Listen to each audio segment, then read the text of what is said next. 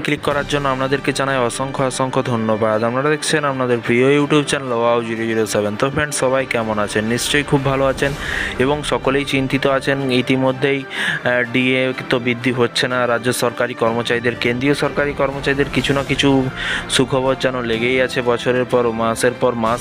তো ইতিমধ্যে কেন্দ্রীয় সরকারি কর্মচারীদের অষ্টম পে কমিশন নিয়ে বড় আপডেট এবং সাথে সাথে রাজ্য সরকারি কর্মচারীদেরও গুরুত্বপূর্ণ আপডেট আছে। ভিডিওটি সম্পূর্ণ দেখবেন।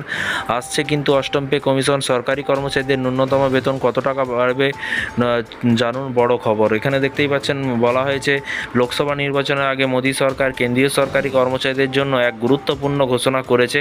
কেন্দ্রীয় সরকারি কর্মচারীদের মহার্ঘ ভাতা 4% বৃদ্ধি করা হয়েছে। এর ফলে কিন্তু ডিএ এর হার কিন্তু 50% পৌঁছেছে। সপ্তম বেতন কমিশনের আওতায় এই 50% ডিএ এখনও কার্যকর।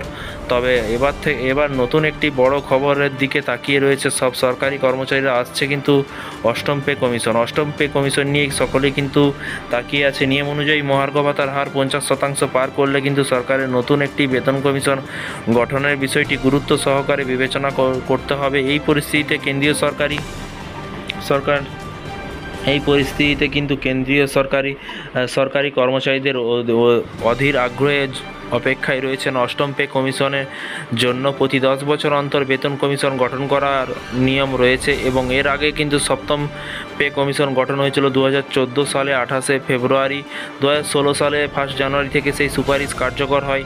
এই ধারাবাহিকতার আশা করা হচ্ছে যে 2026 সালে 1 জানুয়ারি থেকে অষ্টম পে কমিশন কার্যকর হতে পারে। নতুন পে কমিশন কার্যকর হলে সরকারি কর্মচারীদের ন্যূনতম বেতন এবং পেনশন কাঠামো বড় পরিবর্তন আসার সম্ভাবনা রয়েছে। যদিও সরকারের পক্ষ থেকে অষ্টম পে কমিশন নিয়ে এখনও কোনো আনুষ্ঠানিক ঘোষণা আসেনি, তবে সরকারি কর্মচারীদের মধ্যে এ নিয়ে কিন্তু উত্তেজনা তুঙ্গে।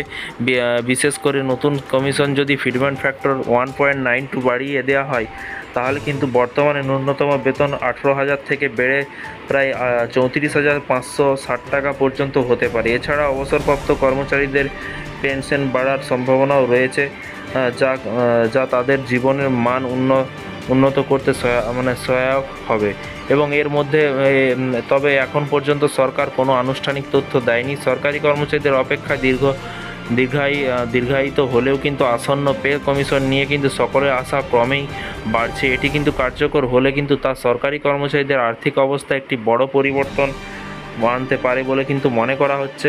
তো ফ্রেন্ডস, এই ছিল আজকে একটি ছোট্ট আপডেট। এই ধরনের প্রতিদিন সরকারি কর্মচারীদের লেটেস্ট আপডেট পেতে চ্যানেলটিকে ফলো করবেন, চ্যানেলটিকে সাবস্ক্রাইব করে পাশে থাকা বেল আইকনটিতে প্রেস করে রাখতে ভুলবেন না। ভালো থাকবেন, সুস্থ থাকবেন এবং নিজের খেয়াল রাখবেন। Thank you.